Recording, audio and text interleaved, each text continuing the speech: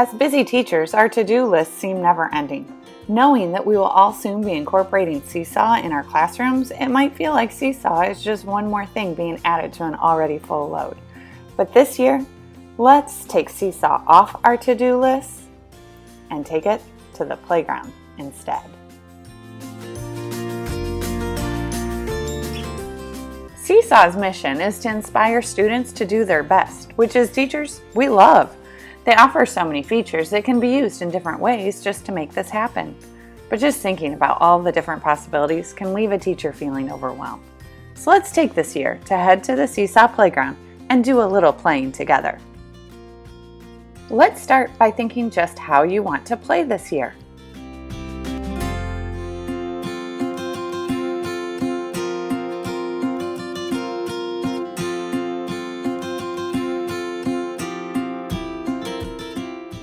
Seesaw has been one of those programs that has allowed me to have my students work in a portfolio, which in turn allows them to see their learning throughout the whole year, which is very important to them.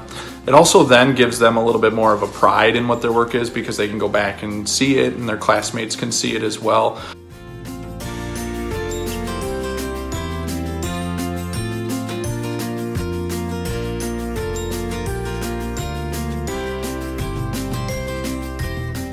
I like digital journal because it makes me be less shy. I get to hang out with many different people in my class, and it makes learning easier.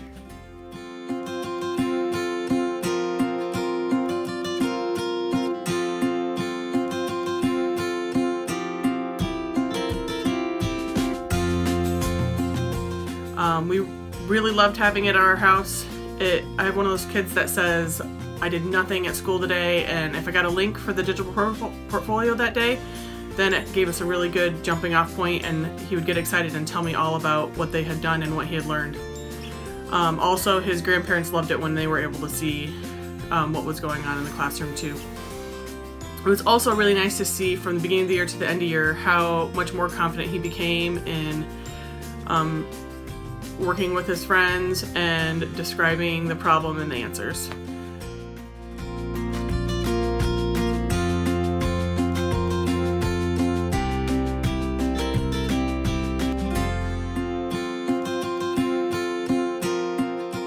So I use feedback and reflection on Seesaw all the time in lots of different ways, but mostly for feedback, I would just comment to my students on whatever they were working on and just a simple typed message.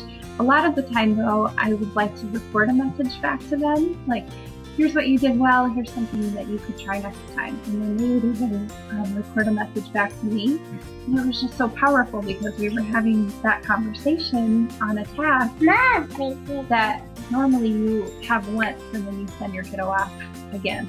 And then for reflection, something we tried that was so powerful this year was we made a rubric that we called it a Gobstopper.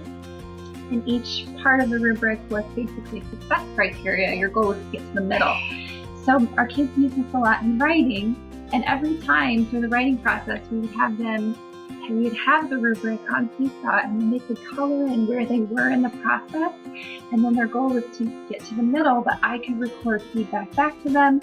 They would record themselves talking about their story, maybe their problem wasn't quite there yet, so they could record and talk about what they were going to try to get to the middle of their Gobstopper. It was super powerful for them to be able to think about the expectations that we had on the assignment and what they needed to do to get there. It was awesome.